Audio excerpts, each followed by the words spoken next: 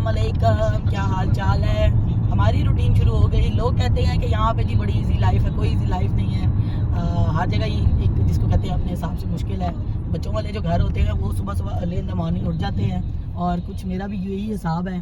और ये जो बच्चों को छोड़ने लेने की ड्यूटी होती है ये मेरा ख्याल है मैं खुद करती हूँ। अभी टाइम देखे क्या हुआ दिखाओ, टाइम अभी 8:13 हुए हैं और मैं कोई 7:30 बजे की उठी हुई हूँ।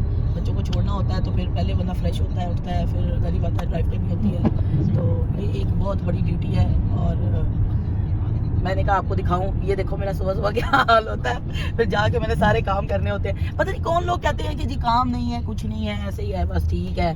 कई लोग जो है ना ड्यूटी देना नहीं चाहते और आपको पता है बच्चों से बड़ी रिस्पॉन्सिबिलिटी और ड्यूटी कोई नहीं है, मेरा जहाँ तक मानना है। हो सकता है कि मैं ओवर पोजेसिव हूँ, हो सकता है कि मैं ज़्यादा डांट डपट करने वाली माँ हूँ, हो सकता है मैं गलत हूँ या जो भी मेरे बारे में कुछ सोचता है, लेकिन बिलीव मी कि बच्चों की ड्यूटी सबसे बड़ी एक ड्यूटी होती है जिसको एक माँ ही दे सकती है और बाप नहीं दे सकता। और कई माएँ इनसे जान छुड़वाती है कि मगरों लथो तो लेकिन ये है कि जो माँ एक बच्चे की ड्यूटी और प्यार, खाना पीना, उसको पालना कर सकती है, बाप कमा सकता है लेकिन उनकी तरबियत नहीं कर सकता। तो लेकिन ये है कि ये सब चीजें ना समझने की बात है। कहते होते हैं कुछ लोग, कुछ औरतें, कुछ आदमी रिस्पॉन्सिबिलिटी से भागते हैं कि मैंने नहीं लेनी, तुम करो, ये करो, वो करो, यानी इस तरह की फजूल है। लेकिन मोस्टली जो हमारी बहनें हैं, जो हमारे भाई हैं, वो बहुत रिस्पॉन्सिबल होते हैं। उनको पता होता है कि दिस इज आवर ड्यूटी, हमने ये करना ही करना है। मैं जितनी मर्जी थकी हूँ, जितनी मर्जी लेट सोऊं, जो मर्जी हो जाए, मैंने सुबह शार्प 7 o'clock मैंने उठ के अपनी ड्यूटी देनी ही देनी होती है। और यही एक माँ का फर्ज है और जारी बात है आपकी औलाद है तो आपने उसके लिए ड्यूटी देनी ही देनी है। तो इंशाल्लाह आपको थोड़ी देर में मिलते हैं और अपनी ड्यूटी और ड्यूटियाँ दिखाते हैं कि क्या क्या ड्यूटी है। मेरे साथ बने रहिए। सुबह सुबह का नाश्ता ऐसा होना चाहिए, फीकी चाय और एक बिस्किट बस। क्योंकि मैं सोचती हूँ कि जितना ज़्यादा चीनी को और नमक को अवॉइड किया जाए, मेरा ख्याल है उतना ही बेहतर है। और आप यकीन माने फीकी चाय पीना भी ना बहुत बड़ा एक महाल है। लोग क्या करते हैं, 6-6 बिस्किट, 8-8 बिस्किट। मैंने इतना बड़ा कप पीना होता है चाय का और उसके साथ एक बिस्किट मस्ट होता है, वरना फिर हलक से नीचे नहीं जाती। लेकिन चीनी अब मैं डालती नहीं हूँ। वो भी कभी आधा बिस्किट, कभी पूरा बिस्किट, डिपेंड। ये नहीं कि ज़रूरी नहीं कि एक पूरा बिस्किट। तो ये मॉर्निंग रूटीन्स हैं। और सुबह की तो आपको मैंने दिखाया है कि अर्ली इन द मॉर्निंग आके अब चाय पी रही हूँ। फिर आहिस्ता आहिस्ता आपको दिखाऊंगी और क्या कर रहे हैं। हाँ साहब, आपने चीनी छोड़ दी है कि नहीं छोड़ी अभी तक? इसमें बिल्कुल कम डालिए, ना होने को बता दें। हाँ साहब, वैसे आपको भी चीनी छोड़ देनी चाहिए, क्या ख्याल है? जी बिल्कुल, हाँ ना? कोशिश कर वो रहे हैं, वो आहिस्ता आहिस्ता वो छोड़ रहे हैं। अल्फाज है ना कि जान है तो जहान है। भाई ये छोड़ती एक्सरसाइज बहुत ज़रूरी है इस टाइम। हाँ, ये भी सही है। खैर, हम आपको व्यूअर्स को दिखाते हैं अभी हम क्या करने वाले हैं। थोड़ी देर में मिलते हैं। अब मैं फ़ारिग हो चुकी हूँ, बस अब मैं जा रही हूँ खाना बनाने। तो मैंने कहा आपको भी दिखाएं कि आज क्या बनाने लगे हैं, क्योंकि कल एज़ यूजुअल 2 खाने बने थे तो ऑब्वियसली खाना बचता है। तो मैंने कहा चलो, मैं कभी भी खाना या रिज़्क वेस्ट नहीं करती होती। तो मैं मतलब अगर कभी लैम बनाऊँ या मैं चिकन बनाऊँ तो मैं उसमें अगले दिन सब्ज़ी डाल देती हूँ या मैं बिरयानी की तरह बना देती हूँ। बहुत मज़े का बनता है, वो भी बड़ा मज़े का बनता है। जो मेरे पास 2 दिन के 3 दिन के सालन को थोड़े थोड़े बच जाते हैं, मैं कभी उसको बिन में नहीं फेंकती। वो फिर मेरा जो होता है, मैं एक मिक्सिंग पुलाव बनाती हूँ, वो बहुत ही मज़े का बनता है। उसमें मैं थोड़े आलू डाल देती हूँ। सम टाइम मेरे बच्चों को पीस पसंद हैं, वो डाल देती हूँ। मोस्टली आलू डालती हूँ, पीस ज़रा बिरयानी में अच्छे नहीं लगते, तो वो बिरयानी एक टेक्सचर बन जाता है। क्योंकि लैम्ब भी पड़ा है मेरे पास और थोड़ा सा मुर्गी का सालन भी पड़ा है जो कल बनाया था। तो देखें, मैं कई लोग कहेंगे बड़ी कंजूस है, कई लोग कहेंगे पता नहीं क्या है, व्हाट्सएवर। जो भी कोई कहता है समझता समझता रहे। कई आपको पता है जो जेंट्स होते हैं या लेडीज़ होती हैं, उन्होंने कभी पैसा कमाया नहीं होता, उनको बना बनाया सारा कुछ मिल जाता है, तो वो समझते हैं कि इट्स क्वाइट ईजी। जब आप बाहर कमाने जाते हो तो आपको पता चलता है कि ये काफ़ी मुश्किल काम है। बिफोर दैट मुझे भी नहीं पता था, लेकिन जब पड़ी सर पे तो फिर पता लगा कि नहीं, क्वाइट हार्ड। तो पैसा जो है ना, वो मैं समझती हूँ रिज़्क की शक्ल में, कपड़ों की शक्ल में, घर की शक्ल में, चीज़ों की शक्ल में आपके पास पड़ा होता है। तो कई लोग उसकी कदर नहीं करते, लेकिन मैं समझती हूँ उसकी कदर करनी चाहिए। रिज़्क पे भी पैसे लगे होते हैं, सालन, गोश्त, चीज़ें, ये भी पैसों से ही आता है। तो मेरा ख़्याल है रिज़्क को वेस्ट करने की बजाय उसको सही जगह यूटिलाइज़ करना भी एक बहुत बड़ी महारत है। और हमारी देसी माँओं में ना ये चीज़ बहुत पाई जाती है, मोस्टली देसी माँओं में। मेरा ख़्याल है मैं अगर गलत नहीं हूँ तो 90% हमारी जो माएँ, बहनें, बेटियाँ वो रिज़्क को ज़ाया करने से अवॉइड करती हैं, लेकिन 10% ऐसी मेजॉरिटी है जो ज़ाया करती है। मैंने कहा ना, पाँचों उँगलियाँ एक जैसी नहीं होती। तो मुझे किसी ने कहा कि आपकी हमने ना, आप बताएं, आपकी हमने कंप्लेन करनी, किससे करें, हस्बैंड से करें कि आपके डैड से करें? मैं हंस पड़ी। मैंने कहा जी, मेरा जो कंप्लेनिंग डिपार्टमेंट है वो मैं खुद हूँ, तो आजकल वो बंद है और मेरा जो कंप्लेनिंग डिपार्टमेंट है वो मैं खुद हूँ। मुझे ही आपको बताना पड़ेगा कि क्या प्रॉब्लम है तो मेरी जो कंप्लेन करनी है वो मुझे ही करनी है। तो ये मेरा हिसाब है। तो मज़े की बात ये है कि अभी बस मैं खाना बनाने लगी हूँ और फिर आपको दिखाती हूँ। देखें, जब भी मैं कोई बात करती हूँ ना, उसका मतलब ये नहीं होता कि कोई नेगेटिव है, लेकिन हर तरह के लोग दुनिया में पाए जाते हैं। ये नहीं है मैं कोई परफेक्ट नहीं हूँ, या मैं कोई ये नहीं कह रही कि मैं किसी को गलत कह रही हूँ। अब जैसे मैंने बात की, कभी कोई सोचेगा मेरी वीडियो देखो, ये मम्मी लगती है हमें कह रही है लेकिन ऐसी कोई बात नहीं है। ऐसे भी 10% लोग हैं जो रिज़्क को, अच्छा, मैंने कई लोग देखे हैं जो कमाते नहीं है ना, वो बढ़ के ज़्यादा मारते हैं। जो कमाते हैं ना, उनको रिज़्क की अहमियत का अंदाज़ा होता है, और जिन्होंने खुद सेल्फ मेड काम किया हो ना, उनको बड़ा पता होता है। तो जिन्होंने कमाया नहीं होता ना, उनकी ख्वाहिशात सबसे ज़्यादा होती हैं, और जिन्होंने खुद से कभी अर्न ना किया हो ना, उनकी बातें ज़्यादा होती हैं, कंप्लेन भी ज़्यादा होती हैं, बातें भी ज़्यादा होती हैं। तो जो हमारी समझदार माएँ, बहनें, भाई, बाप सब हैं, उनको रिज़्क की अहमियत का बहुत अच्छे तरीके से अंदाज़ा है। तो फिर इंशाल्लाह आपको दिखाते हैं आज हम कौन सा गिच्चू मिच्चू सा पुलाव बनाने लगे मेरे साथ बने रहिए। कल मैंने आपको दिखाया था कि मैंने शोरमे वाली मुर्गी की रेसिपी, बल्कि मैंने अपने टिकटॉक अकाउंट फातिमा रवाफत पे भी शेयर की है, और मेरे ब्लॉग में तो है ही है। ये हमारे पास 6-7 इसके पीस हैं चिकन के, बल्कि 7 पीस हैं, काफ़ी बड़े बड़े ये देखें। और मेरा अब ये दिल नहीं कर रहा, किसी ने खाने नहीं है, और मैं इसको फेंक नहीं सकती। और बच्चे, आपको पता है, एक दफ़ा खा लें तो वो दोबारा उनके नाक चढ़ने लग जाते हैं। बच्चों के अब्बा के भी होते हैं, लेकिन वैसे हमारे घर में खान साहब खा लेते हैं, बच्चे ज़रा थोड़ा सा करते हैं। तो लेकिन ये कि चलो, मैं कहती होती हूँ उनको, मैं मिक्स एंड मैच कोई चीज़ बना देती हूँ। तो ये जनाब कल का हमारा, ये मैंने जो ये क्ले पॉट है, ये मैंने उठा के फ्रिज में रख दिया था ऐसे, क्योंकि छोटे साइज़ का है, तो मेरे लिए ज़रा इसको संभालना आसानी है। संभालना है, समराद ये की जगह बन जाती है फ्रिज के अंदर। तो लेकिन ये कि ये बस हमारे पास सब चिकन है, ये काफ़ी ज़्यादा है, और इसमें हम एक और चीज़ ऐड करने लगे हैं, वो भी बड़ी टेस्टी है, यमी है। मैंने परसों बनाई थी लैम की कढ़ाई, और लैम की कढ़ाई में तो ये लैम का जो सालन है, इतना ज़्यादा ये बच गया था। तो ये भी अब जो है, लिहाजा इसी के अंदर मैं मसाला चीज़ें सब जो है डाल दूँगी, क्योंकि मैं नहीं चाहती कि कोई भी चीज़ वेस्ट हो। और ये गिचू मिचू बिरयानी जो है वो इतनी मज़े की बनेगी कि आपकी सोच भी नहीं है। इसके लिए मैंने काफ़ी चीज़ें जो हैं काट के रखी हुई हैं। इसमें भी अब हम स्पाइसेस भी डालेंगे, और थोड़े से बिरयानी वाले, और इसमें आलू भी डालेंगे छोटे छोटे पतले पतले काट के। तो आपको दिखाते हैं कि ये गिचू मिचू सी जो बिरयानी है ये कैसी बनेगी। बस अब इसको मैंने डाल दिया है। तो ये वैसे तो पका पड़ा है सारा तकरीबन ना, इसमें मैंने लैम, और क्योंकि इतना सारा सालन था तो मैं नहीं चाह रही थी कि कोई चीज़ भी जो है, एक रुपये की भी चीज़ जो खाने की ज़रूरत की है, वैसे भी मैं नॉर्मली भी मैं वेस्ट नहीं करती। तो ये जनाब आलू हैं, मैंने पहले काट के भिगो के रखे हुए थे। अभी मैं एक सेकंड आपको दिखाती हूँ। ये छोटे छोटे साइज़ के आलू मैंने काट के पहले रखे हुए थे। तो ये जनाब मैं अब इसमें डाल दूँगी। ये बेहतरीन किस्म की जो है ना, इसको कहते हैं खाना, ये तैयार होगा। क्योंकि देखें, अल्लाह ताला ने जो नेमतें हमें दी हैं, हमें उसको सेव करके, अब देखें ना कहाँ कहाँ लड़ाइयाँ हो रही हैं, लोग भूख से मर रहे हैं। अभी गज़ा में देखने कितनी लड़ाई हो रही है, लोगों के पास खाने के लिए रोटी नहीं, और हम लोगों के नखरे नहीं खत्म होते। तो अल्लाह ताला से माफ़ी मांगनी चाहिए। जो वक्त सुकून का और अच्छा गुजर जाए, अल्लाह का शुक्र अदा करना चाहिए। क्योंकि यकीन माने, कई लोग ऐसे भी हैं कि इंसान सोच भी नहीं सकता कि वो बेचारे किस लेवल पर ज़िंदगी गुजार रहे हैं। और मैं आपको एक बात बताऊँ, मैं शुरू जब UK आई तो मुझे कई दफ़ा बहुत एंजाइटी हो जाती थी कि जब आप बने बनाए घर हो, अच्छा लेविश सिस्टम हो आपका, और एक वर्ड है, घर छोटा हो या बीच में फ़ोन आ गया था।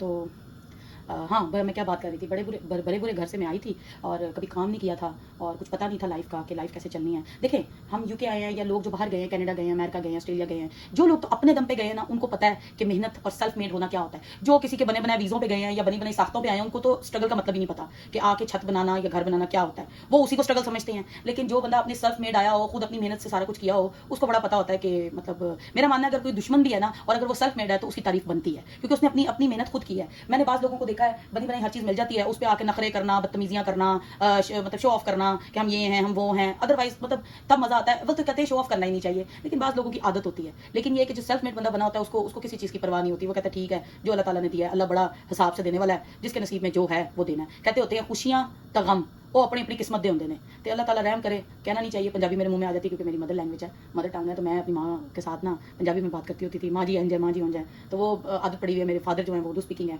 तो बस अल्लाह ताला कहते हैं ना बुरे वक्त से बचाए। मेरा मानना है जो वक्त अच्छा गुजर जाए, अच्छा खैर आफियत से गुजर जाए, बहुत अच्छी बात है। अच्छा, मैं आपसे बात कर रही थी कि जब मैं शुरू यूके आई थी, शुरू जब मैं यूके आई तो मुझे बड़ी एंजाइटीज होती थी, बहुत ज़्यादा मुझे टेंशन होती थी कि यार मैं अच्छा भला अपना भला बुरा अपने माँ बाप का घर छोड़ के तो मैं इधर आके धक्के खाने के लिए आ गई हूँ, ये क्या मैंने अपने साथ कर लिया है। तो कई दफ़ा मैं एंजाइटी में आ जाती थी। तो एक दिन मैं मतलब हॉस्पिटल गई तो वहाँ पे मेरे बेटे को बुखार था, तो मैं उसको लेके गई। तो मैंने जब वहाँ पे जाके कुछ चीज़ें ऑब्जर्व की तो मैंने अल्लाह से माफ़ी मांगी कि अल्लाह मुझे माफ़ कर दे, मैं क्यों एंजाइटी ले रही हूँ। अब पता नहीं कोई मानेगा कि नहीं मानेगा, मैं 95% बल्कि अगर मुझे कोई तकलीफ हो, दुख हो, अल्लाह वल तो ना करे, कोई दुख तकलीफ आ जाती है समटाइम या कोई भी मसला आ जाता है, तो सबसे पहले मैं सोचती हूँ कि जो लोग अब देखें ना कोरोना में कितने मर गए हैं, गज़ा में कितने मर रहे हैं, बंदा कब्रिस्तान की तरफ देखे, हॉस्पिटल की तरफ देखे, जेलों की तरफ देखे कि लोग क्या क्या करके कुछ कब्र में चले गए, कुछ बीमार पड़े हैं, कुछ अल्लाह ताला ने हमें तंदुरुस्ती से दी हुई है, तो हम हर चीज़ को नखिद कर रहे हैं और ला रहे हैं हिस्सा हिस्सी कि भाई मेरा ये है, मेरा वो है। अभी ये कल की बात है, मैं परसों एक जगह पर बैठी हुई थी, तो वहाँ सबसे पहले मतलब उस वक्त लगे हुए न्यूज़ को 2 मिनट हुए थे, तो मौलाना तारिक साहब का मैंने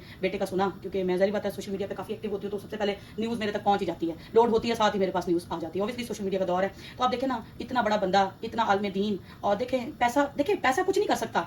ये हम लोगों ने ना एक पखंड बनाया हुआ। देखिए ज़िंदगी जीने के लिए तो पैसा चाहिए, मकान चाहिए, रोटी चाहिए, घर चाहिए, ज़रूरत है, ज़िंदगी चाहिए। लेकिन ये जो हम हिरसा हिरसी शुरू हो जाते हैं ना कि ओदे को है तो मेरे को नहीं है, उन्हें खरीदे, मैं खरीदना है, और फिर हम लोगों को अगर कोई चीज़ लेते हैं तो हम शो ऑफ करते फिरते हैं कि ए साड़ी गड्डी है, तो साड़ा मकान है, तो साढ़े को पैसा है। और मजे की बात यह है कि जिस घर में सुकून नहीं है ना, मैं लानत मारती हूँ उस घर पे, उस पैसे पे। और अगर इस चीज़ पे भी मैं लानत मारती हूँ कि अगर आपके पास कोई गाड़ी आ गई है, या कोई घर आ गया, या कुछ दात आ गई, या पैसा आ गया, या फरावानी हो गई है, और उसके बाद आपके घर में से कोई मर खप जाए, तो मैं ऐसे पैसे को बिल्कुल भी किसी काबिल नहीं समझती।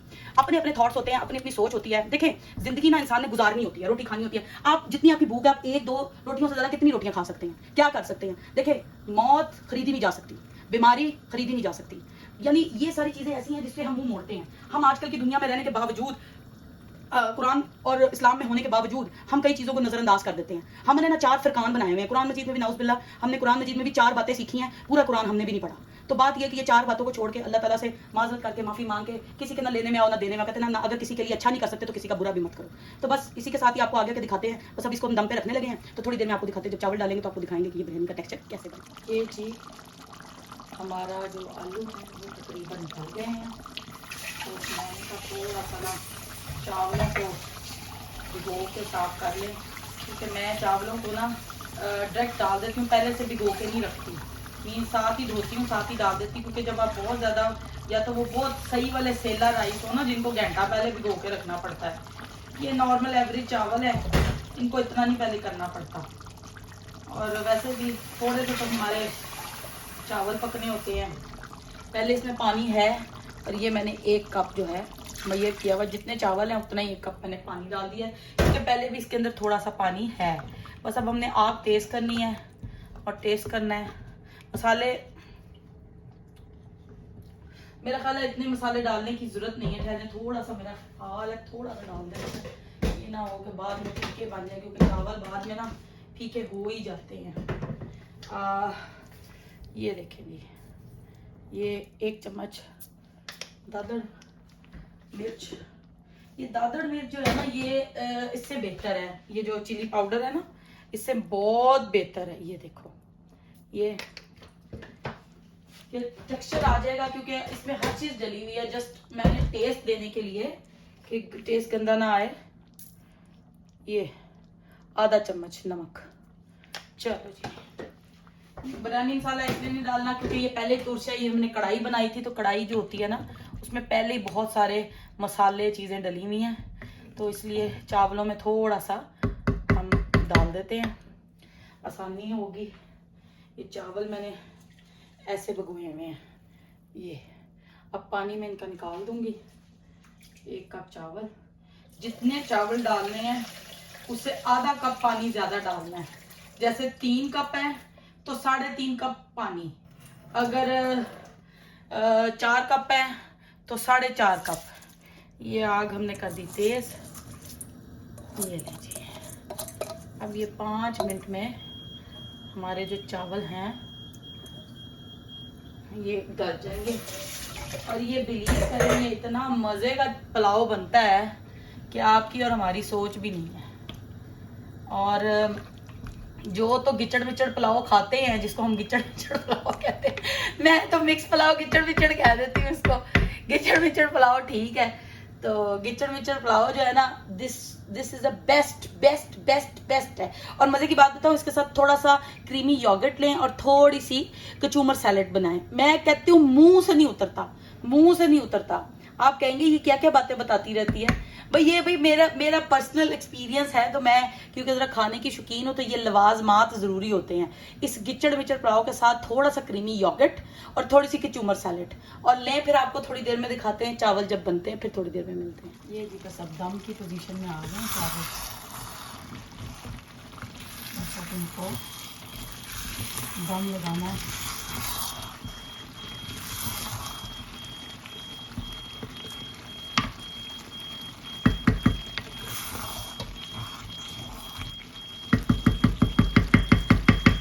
ये जो है ना दम वाला सीन, ये बड़ा मुश्किल होता है। तो मैंने इसका ना एक हल निकाला हुआ है। मैं गर्म वो जैसे वो नहीं देते होते, क्या होता है, गीला कपड़ा रख के देते हैं, मैं नहीं ऐसे देती। मैं इसको ऐसे करके ऑयल लगाती हूँ ऐसे, और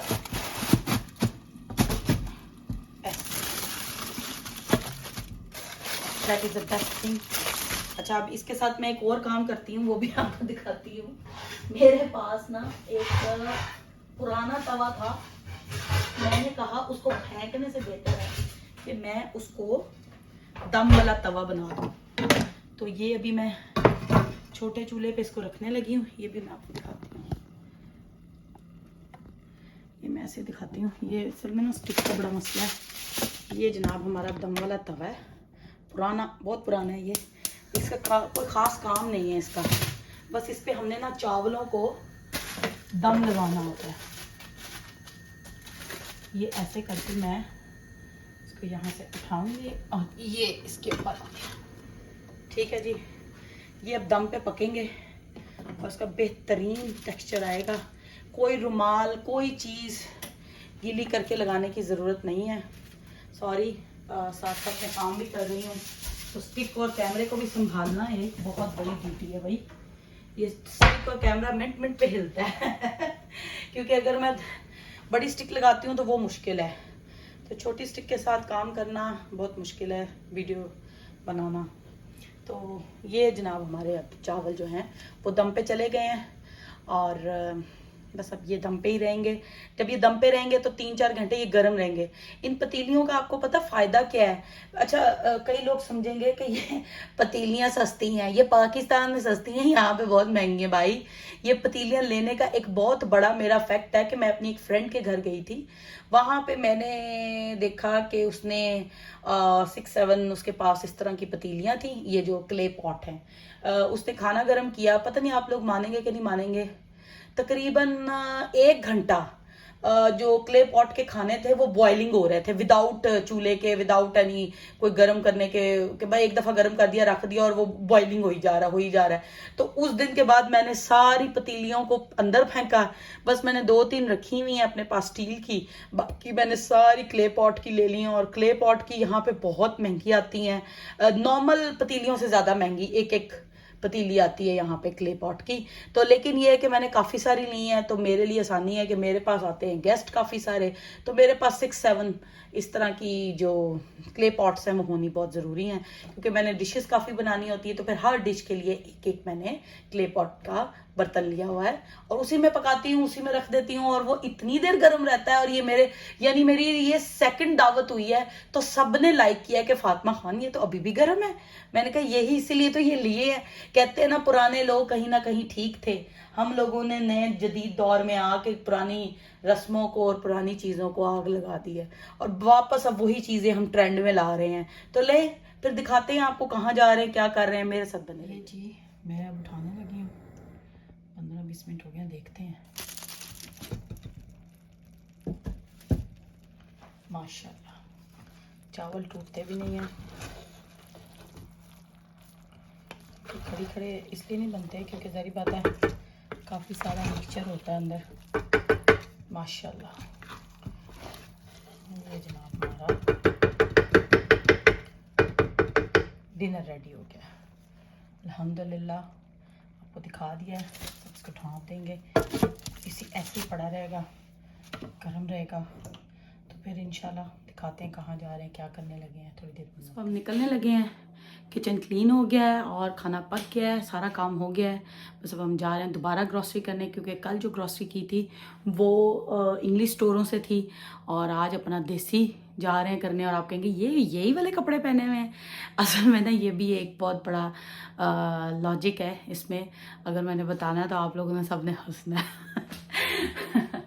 यहाँ पे मुसीबत ये है, आपने बुरकों जैसे लॉन्ग मैक्सी ड्रेसेस रखे होते हैं, आप घर में ट्राउज़र शर्ट में होते हैं, क्योंकि ज़री बात है आप काम कर रहे होते हैं, फैंसी कपड़े पहन के तो कोई काम नहीं होता ना। तो वो फिर उसमें ये होता है जाते जाते ऊपर से ये एक मैक्सिनुमा बुरका समझ लें, मैक्सिनुमा ड्रेस समझ लें, ये पहन लिया और जाके अपना काम करके आ गए। ये चीज़ है।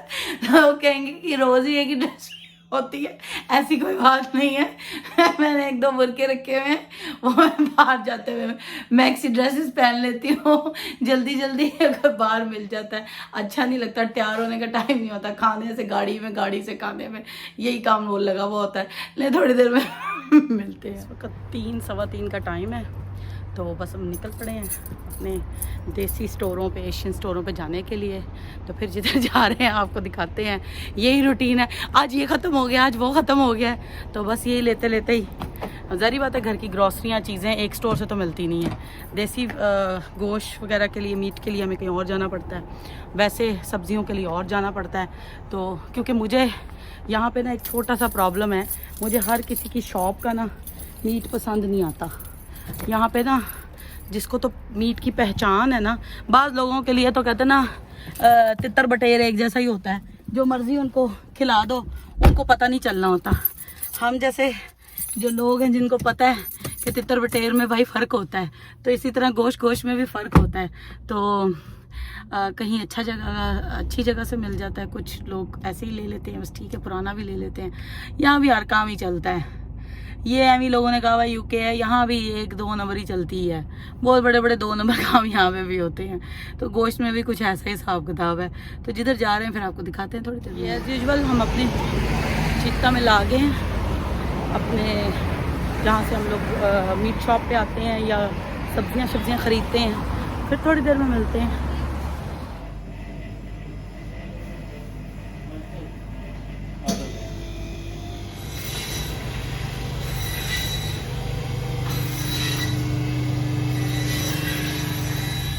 कदी कॉफी कदी चाह पुछदी, फिर इग्नोर मारदा, क्योंकि टुटे आए दिल यार दा, यार ही ने जेरे समझ जांदे ने, नरे है तो बाहर नारदा। ओ इंस्टा ते लबे फोटोआं तेरियां सर्च करके। अस्सलाम वालेकुम, आ गई मैं दोबारा जी। बस ये देखिए अभी हम ट्रैफिक में फंसे हुए हैं और फुल गाने सुन रहे हैं, क्योंकि कब ये खुलेगी और कब हम अपने घर पहुंचेंगे। यानी हमें इस वक्त ना 1.5 घंटा लग जाता है वापस जाते जाते, यानी इससे कम नहीं होता, क्योंकि इस वक्त छुट्टी का टाइम होता है, कॉलेजेस, स्कूल, ऑफिसेज बंद हो रहे होते हैं, तो इतना रश होता है कि आपकी और हमारी सोच भी नहीं होगी। दिखाओ मुझे, कहेंगे कौन चला रहा है, मैं ही चला रही हूँ। और बस अभी घर जाएंगे और फिर आपको दिखाते हैं हमारी क्या एक्टिविटी है। लेन चेंज होने वाली है, 1 मिनट दिखाओ भी सामने, लेन खुल गई, ओह गॉड, थैंक गॉड। और ये जनाब इस वक्त फुल रश है, तो ले गाना सुने, मेरे साथ एंजॉय करें। किसे ते यकीन ना रहा, जिंदगी में जीना खुल के, वो प्यार वाला सीन ना रहा। मेरा नाम खड़ गई, तक मेरे बल गाना, टुटी दी वजह पुछदी, ओ कमली जी हाँ पुछदी, कहंदी हाँ है कि ना पुछदी, ओ लगदी बहाने करदी, कदे कॉफी कदे चाह पुछदी। टुटे आए दिल यार दा, यार ही ने जेरे समझ जांदे ने, नरे आए दोबार ना दा, मगर ना चुरे हाँ टालदा, ते गल अगे वधदी गई, जिन्ना इग्नोर मारिया, ओ नी सोहनी लगदी गई, ओ हसी मेरा गल सुन के, समाए लो दी थकदी गई हुणे मेरा हाथ फड़िया ना गल मेरे वसदी रही मेरे दिल बेईमान हो गया ले जी थोड़ी देर तक मिलते हैं। मैं आ गई हूँ घर, तो बस अभी आके बैठी हूँ, तो खान साहब आगे बैठे अपना काम कर रहे थे, तो वो टीवी लगा के देख रहे थे। मैं कहा चलें खान साहब थोड़ा सा तबसरा करते हैं, और ये छोटी मोटी बातें होती हैं। तो खान साहब को मैं कहा आ जाया करो कभी कभी। अस्सलाम वालेकुम खान साहब। वालेकुम सलाम। क्या हाल है खान साहब? बिल्कुल शुक्र, दुआएं। क्या टीवी देख रहे थे प्रोग्राम? आप बड़ा गौर से देख रहे थे। नहीं, वो पहले देख रहा था, अभी तो मैं कंप्यूटर पे काम कर रहा हूँ। क्या देख रहे थे खान साहब? काम कर रहा हूँ। नहीं, क्या कर रहे थे? वो तो मैं देख रहा था जो लम्फ में पाकिस्तानी प्राइम मिनिस्टर की स्टूडेंट्स ने अच्छी खासी क्लास ली है, तो अच्छा है, होना भी चाहिए। वाकई वो लम्फ करने क्या गया था। अच्छा, मजे की मैं आपको एक बात बताती हूँ, सबको शायद आप लोगों को पता नहीं है। खान साहब बड़े इंटरेस्ट लेके देख रहे थे, तो मैंने कहा चलो एक टॉपिक होता है, खान साहब को भी बीच में ले आते हैं आज व्लॉग के। खान साहब, आपको याद है जब यहाँ पे वो हो रहा था, ये जो यूरोप से हम निकले हैं, क्या कहते हैं इसको, ब्रेक्सिट हो रहा था, तो सारे लोग ना, कोई कह रहा था ना हो, कोई कह रहा था हो, कोई कह रहा था ना हो, कोई कह रहा था हो, यानी एक बड़ा फसाद पड़ा हुआ था। यानी आधी दुनिया चाह रही थी हो, आधी दुनिया नहीं चाह रही थी। यूरोपियन नहीं चाह रहे थे, कई इंग्लैंड के लोग नहीं चाह रहे थे कि चलो रोजगार लगा हुआ है, ठीक है। इस बात से मुझे ये बात याद आई। मजे की बात ये है कि जिसने ये स्टार्ट लिया था बंदे ने, तो जिस वक्त ब्रेक्सिट हो रहा था, वोटिंग हुई, तो हमने भी वोट दिए, यानी जो भी हमने देना था अगेंस्ट दिया था कि ना हो, यानी बाहर ना हो। मतलब ब्रेक्सिट में फायदा था ना, आप यूरोप में कहीं भी जाके रह सकते थे, हाँ, कंट्री में जो मर्जी करो, बिजनेस करो, हाँ, अब आपको वीजा चाहिए। हाँ, जो वैसे एंट्री वीजा तो है, लेकिन हाँ, अगर आपने सेटल्ड होना है उसके लिए वीजा चाहिए, और फिर आपको प्रॉपर वहाँ पे टैक्स पेयर और सारे सिस्टम सही, यानी एक नए सिरे से करना पड़ता। अगर हम वैसे हमारा होता तो ब्रिटिश पासपोर्ट पे इजीली हम कहीं भी जाके रह सकते थे। It doesn't matter, 30 countries is really big amount ना। ऐसे तो नहीं, ब्रिटिश पासपोर्ट की वैल्यू अभी थोड़ी सी डाउन हुई है, क्यों, ब्रेक्सिट की वजह से। तो वो जो बंदा था, जब ये लड़ाई हो रही थी, तो बड़ी लड़ाई हुई, बड़े लोगों ने एतराजात किए, बहुत सारे ना फड्डे फड़ारे हुए, तो लोगों ने बड़ा एतराज किया, तो उसको बड़ी मतलब पड़ी गालियां। तो उसने हंस के कहा दही जाओ गालियां, मेरा क्या जाता है, मैंने जो 20 साल पहले मुहिम चलाई थी, मैंने करना था, मैंने कर दिया, जाओ अब जो मर्जी कर लो। उसको निकाल भी दिया, वो चला भी गया, वो छोड़ ही गया, खुद ही छोड़ के चला गया, ठीक है। उसका मतलब उसने रहा ही नहीं, मतलब वो ना। तो मजे की बात है, इमरान खान पे अब आ गई बात। ये बात मैंने मिसाल आपको क्यों दी है, जो इमरान खान ने करना था ना, वो उसने कर दिया है। जो पब्लिक को शऊर देना था, एक वर्ड है, हमारी आने वाली 14 नस्लें, हमारे मुल्क की आने वाली 14 से 50 नस्लें उसने ले ली है। तुम जो मर्जी कर लो, चाहे कुछ भी कोई कर ले, कोई फायदा नहीं होना। जैसे ये हकूक होते हैं, ये हर बंदे को चाहिए होते हैं। जो उन्होंने करना था, इमरान खान ने उन्होंने कर दिया है। अब वो प्राइम मिनिस्टर बने ना बने, अब ये देखे ना कितना बड़ा हादसा हुआ है। एक तरह ये हादसा ही है कि एक प्राइम मिनिस्टर को बच्चे गल के उठ के कह रहे हैं। हमारे तो मुल्क में होता, बच्चों ने प्राइम मिनिस्टर को कह दिया। भाई उन्होंने हकूक की बात की है, और बिल्कुल ठीक बात की है। और मैं कहती हूँ कि मजे की बात ये है कि आप लोग शायद समझ नहीं रहे, इमरान खान ने जो करना था वो कर दिया है। आप इमरान खान को रोक लें या उसको आने ना दें, उसको जेल में डाल दें, जो भी आपने उसके साथ करना है सारों ने कर दें, लेकिन मजे की बात सिर्फ इतनी सी है कि उसने जो करना था वो कर दिया। जो ब्रेक्सिट के टाइम उस बंदे ने किया था ना, वो कहता है मैंने जो करना था कर दिया, मैं जला भी जाऊं, छोड़ भी दूं, मेरा कोई लेना देना नहीं है। इसी तरह इमरान खान का भी है कि मैं चला जाऊं, छोड़ दूं, ना हूं, मैं जेल में हूं, कहां भी हूं। अल्लाह ताला वैसे तो सबको अपने हिफ्ज़-ओ-ईमान में रखे और अल्लाह पाक उनको जिंदगी दे, लेकिन कहने का मकसद है जो इमरान खान साहब ने करना था वो कर दिया है। आप चाहे आप अपनी लकीरें पिटते रहे, क्या हो जाएगा ज्यादा ज्यादा, वो कहते हैं क्या हो जाएगा ज्यादा क्या हो जाएगा, कुछ भी नहीं होगा। अब देखें, जिंदगी मौत और ये चीजें अल्लाह ताला के हाथ में है, ठीक है। कोई ये समझे कि हम बादशाह हैं, वक्त का हुक्मरान फिरौन ना बचा, तो फिर ये कौन लोग हैं। तो बस अल्लाह ताला से माफ़ी मांगनी चाहिए, बड़ा बोल नहीं बोलना चाहिए। और मज़े की बात ये है कि अगर कोई ये समझता है कि मैं वक्त का बादशाह हूँ, या मेरे हाथ में वक्त है, या मेरा वक्त है, मैं ऐसे कर दूंगा, तो फिरौन के जो हालात हैं वो आपके सामने ही है ना। अब बेचारे का नक्शो नगार दिखा रहे हैं दोबारा से, मरा नहीं पूरी तरह बेचारा, अभी भी जिंदगी में रोल रहा है बेचारा, बॉडी उसकी बेचारी वैसी की वैसी ही पड़ी है। तो अल्लाह ताला से माफ़ी मांगनी चाहिए, माजरत मांगनी मांगनी चाहिए। हम वक़्त के बादशाह और वक़्त के फ़िरौन नहीं बन सकते। तो बाकी ये है कि अल्लाह की ज़ात बाबुलंद है, वक़्त बदलते देर नहीं लगता। आप किसी को नुकसान पहुंचा सकते हैं लेकिन अल्लाह से बड़े तो नहीं बन सकते ना। अल्लाह तो हर शय पे कादिर है। तो अल्लाह की कहते हैं अल्लाह की देन है, अल्लाह कुछ भी कर सकता है, अल्लाह बादशाह है। तो इसी के साथ आज आपको मैंने अपनी डेली रूटीन दिखाई। इसी के साथ आज के व्लॉग का अख्ताम करते हैं। और जो इमरान खान ने करना था वंस अगेन जो उसने करना था वो कर चुका है। आप लोगों को समझ आए ना आए, शऊर, गंदगी को बू देना ही शऊर होता है। एक गंद का ढेर पड़ा है तो सारे कह रहे हैं कि ये सफाई है। एक उसमें रहते हैं, उनको स्मेल नहीं आती। तो वो गंदगी के उसने शऊर, बताएं खान साहब क्या? गंदगी को शऊर देना, गंदगी को बू देने का मतलब है कि जो लोग गंदगी में रहते हैं उनको तो स्मेल आती नहीं। जब बाहर से कोई बंदा आता है वो कहता है यार इसके अंदर तो बड़ी स्मेल में तुम रहते हो, वो खान साहब नालों के साथ रहते हो। हाँ, वो तो गंदगी को बू दे। अच्छा, वो आप क्या कहते होते हैं कि कुत्ता कुआं में, वो क्या मिसाल आप देते होते हैं जरा वो बताएं। कुत्ता कुएं से नहीं, मुझे तो भूल ही। अच्छा खान साहब मैं बताती हूँ, खान साहब को याद नहीं आ रही। वो कहते होते हैं कि पानी निकाली जा रहे हो कुएं में से, कुत्ते को नहीं निकाल रहे। तो इसी तरह कुत्ते को निकालो, पानी खुद ब खुद पाक हो जाएगा। तो इसी के साथ मुझे इजाज़त दीजिए और अपनी दुआओं में याद रखिए सबके घर आबाद शाद रहें, मेरा भी घर आबाद शाद रहे। और कोई कहा सुना कोई बात हो जाए तो माजरत। तो हर किसी के अपने थॉट्स होते हैं और किसी की राय के साथ इख्तलाफ नहीं किया जा सकता, क्योंकि हर बंदे की ऑन चॉइस, ऑन थिंकिंग और ऑन पर्सनैलिटी होती है। तो इसलिए इन चीज़ों से गुरेज करें। और मैं वैसे पॉलिटिक में बोलती नहीं होती, लेकिन ये लम्स वाला वाक़या जो है, आई लाइक इट, मेरा दिल बाग हो गया। तो इंशाल्लाह एक नए दिन का आगाज करेंगे। मुझे इजाजत दीजिए। अस्सलाम वालेकुम।